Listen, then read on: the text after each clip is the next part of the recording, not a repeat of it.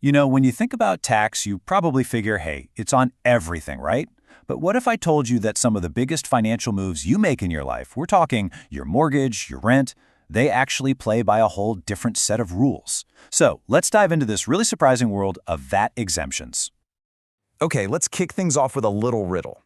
What in the world do your bank loan and your apartment lease have in common? I mean, on the surface, they seem like they're from different planets. But the answer, and it's a pretty surprising one, is all about how the tax man sees them. And that's exactly what we're going to unpack.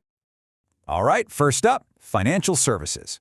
Now, the main rule looks super simple, but trust me, there's a twist here that changes the whole game. And you know what they say, the devil is always in the details. So the basic idea is actually pretty easy to get. For the most part, financial services, things like loans, running your bank accounts, sending money, they're exempt from VAT. Sounds easy enough, right? But that's not the full picture. Okay, so here's that catch I was talking about.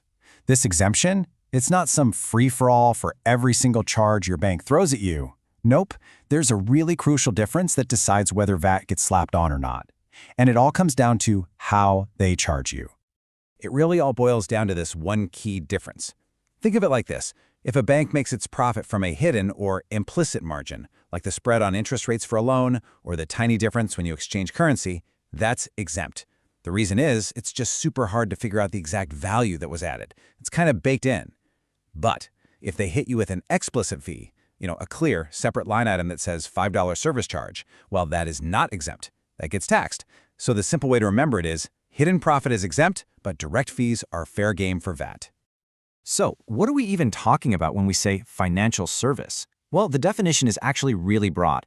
It covers pretty much anything to do with issuing, transferring, or managing money, credit, and all those fancy financial instruments. Basically, it's the whole system that keeps money moving. Okay, let's make this real. We're talking about the everyday stuff, like running your checking or savings accounts. It also covers getting credit, so loans, credit cards, that kind of thing.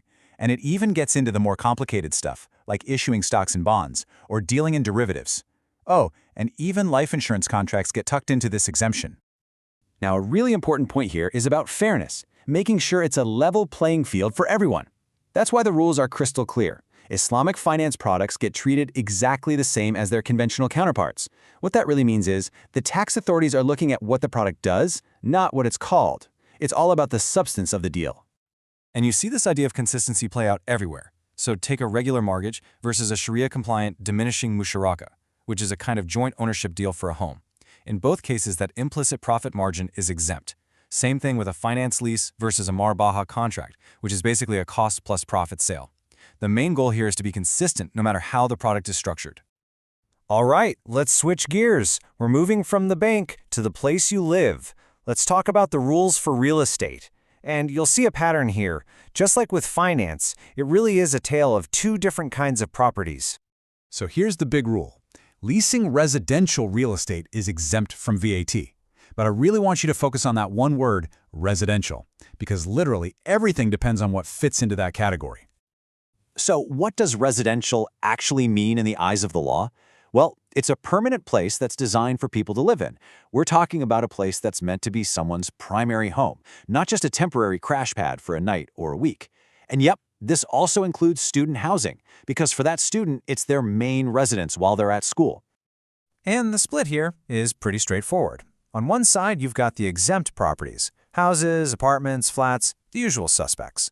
On the other side, you have the taxable stuff, hotels, inns, service departments. The real dividing line, permanent versus temporary. Renting your apartment for the year, exempt. Booking a hotel room for the weekend, not exempt. Simple as that. And this exemption is pretty generous, actually.